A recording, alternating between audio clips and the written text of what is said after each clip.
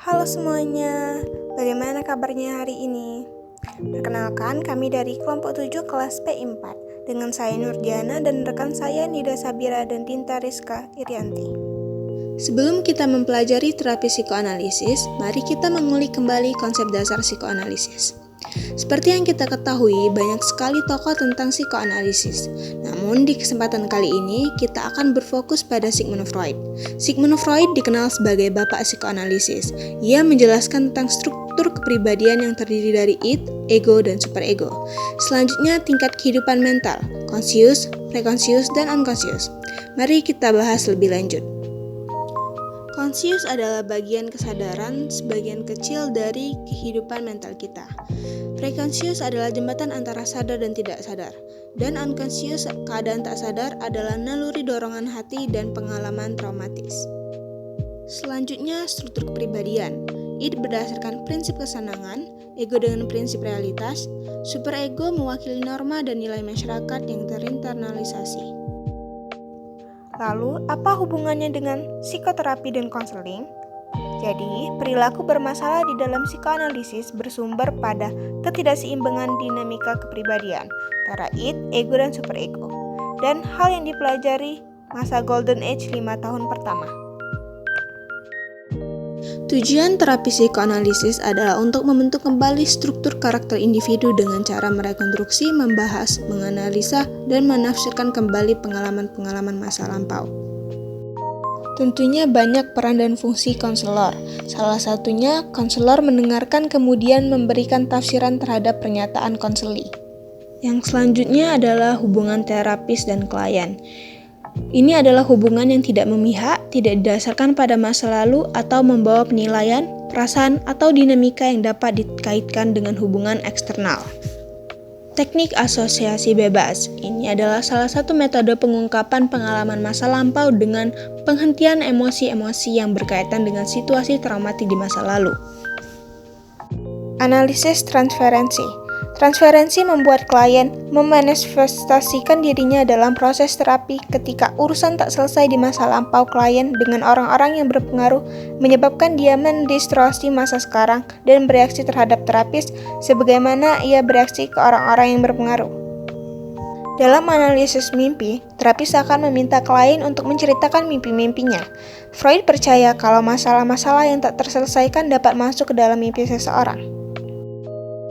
Resistensi adalah sesuatu yang menghambat keberlangsungan terapis dan mencegah klien mengemukakan apa yang ia tidak sadari.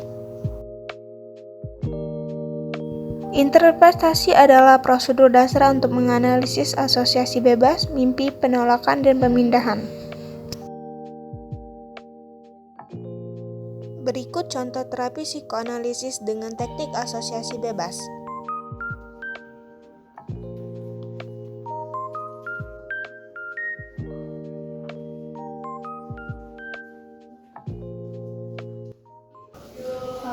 Oke, ini dengan saudari Dinta.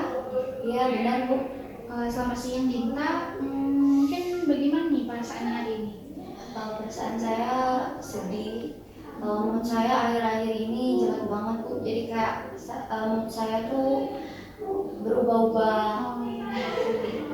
Baik saudari Dinta, apakah saudari sudah siap menceritakan permasalahannya dengan saya? Ya saya bersedia.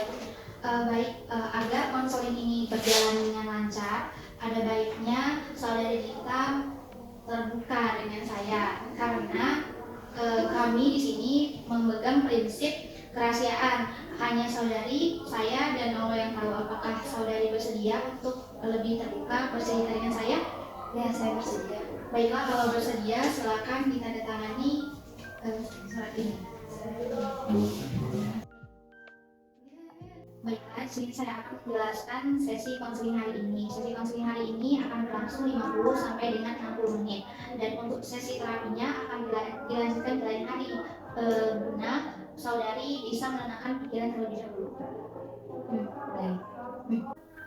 Baik, sebelum mulai sesi konseling kita hari ini, ada baiknya saudari untuk menarik nafas 3 kali terlebih dahulu, lalu kumpulkan semua permasalahan yang saudari hadapi sebelum diceritakan kepada saya.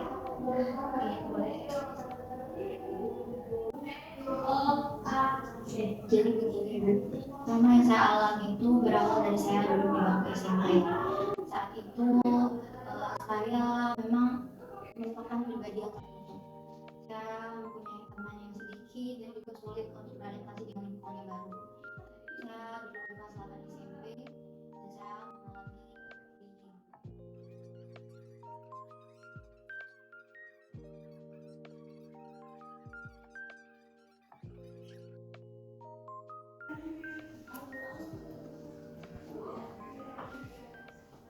Baik saudari, bagaimana kabarnya hari ini? Lumayan lebih tenang daripada kemarin Bu. Oh, baiklah. Jadi apakah saudari sudah siap mengikuti psikoterapi hari ini? Ya, saya sudah siap. Baik, apabila saudari sudah siap, silakan menuju Anda ke tempat yang telah saya sediakan. Silakan saudari. Baik. Takut dikit.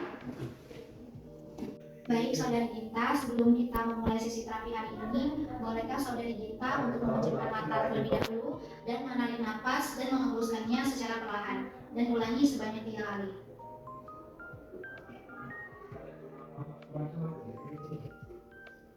Baik saudari Gita, silakan saudari ceritakan apa yang mengganggu pikiran saudari selama ini.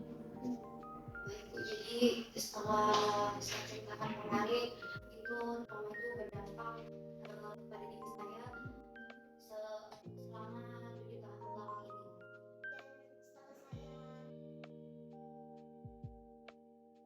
Oke, baiklah saudari Ginta, sesi terapi kali ini sudah selesai.